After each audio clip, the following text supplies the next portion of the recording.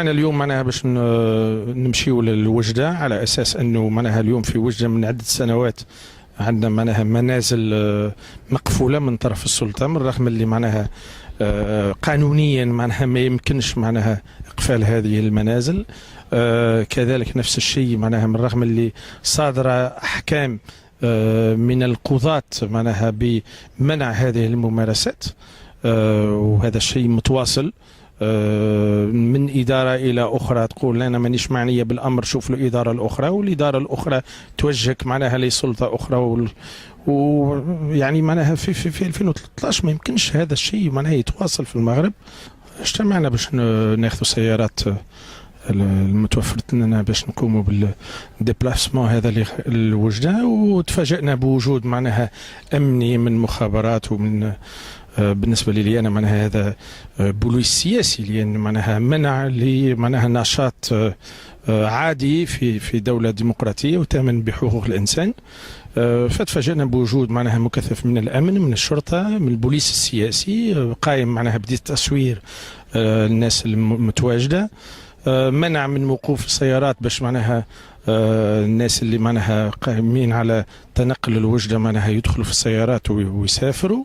بالطبع بالرغم اللي معناها صارت هذه الممارسات معناها الفضيحة اليوم الصباح، ما هذا الشيء ماهوش باش يمنعنا مواصلة معناها اتجاهنا لوجدة. معناها ما نتصورش انه اليوم الشيء اللي وقع هذا باش يزيد يتكرر في طريقنا لوجدة، خاصة إذا يتكرر معناها هذا معناها تولي السلطة المغربية تفضح روحها قدام العالم، وهذا يكون انتهاك لمعناها الوجه اللي تحب تقدمه للخارج، كون اللي معناها المغرب في انتقال ديمقراطي والمغرب يحب يراعي حقوق الإنسان فإذا معناها مستعدين باش يوقفونا في طريقنا الوجدة، خلي يفضحوا وتظهر معناها الحقيقة وقتها في وجه العالم وتكون معناها فضيحة بالنسبة للمغرب. Nous sommes venus ici dans le cadre des maisons scellées, donc dans le cadre d'une caravane. Ce matin, en arrivant à Rabat, nous avons été arrêtés par les forces de l'ordre qui nous ont empêchés de monter dans les véhicules. Donc dans un premier temps, nous ont empêchés de nous arrêter pour pouvoir monter dans les véhicules. Puis quand nous sommes parvenus à trouver un endroit pour pouvoir nous garer et pour pouvoir monter dans les véhicules, ceux-ci ont demandé à ce qu'on leur remette les papiers des véhicules, puis on leur a retiré les clés. Donc il y avait une présence très forte des forces de l'ordre.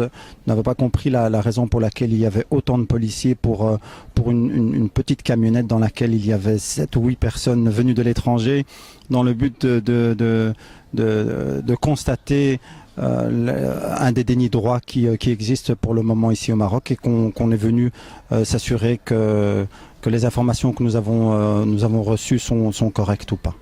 بسم الله الرحمن الرحيم. مرة أخرى تأبى السلطات المغربية إلا أن تعرقل نشاطنا الحقوقي السلمي المتمثل في عملية انطلاق القافلة التضامنية مع أرباب البيوت المجمعة في وجدة وأبو عرفة. ففي هذا اليوم تدخلت سلطات وقوات الأمن تدخلا غير لائق، فحجزت إحدى السيارات التي كانت معدة لنقل المشاركين في القافلة، مما أثر على توقيت الانطلاقة. وقد كانت تحرشات كثيرة من قبل المسؤولين الأمنيين ورجال الأمن الموجودين في عين المكان بساحة باب الأحد بالرباط، إلا أن بعض المشاركين مع ذلك تمكنوا من الانطلاقة، وسنواصل المسيرة حتى وإن توقفنا. فهذا الأمر ستكون الدولة قد صنعت به حدثا أكبر مما كنا نتوقع، وأكبر مما رسمنا لهذه القافلة من ظروف لم نكن نقصد فيها أي عمل احتجاجي أو أي تظاهر في الانطلاقة. La caravane, son but c'est quoi? C'est de partir de Rabat vers Oujda pour dénoncer la réquisition, on va appeler ça une réquisition de personnes arbitrairement, donc de personnes à qui on a réquisitionné les maisons.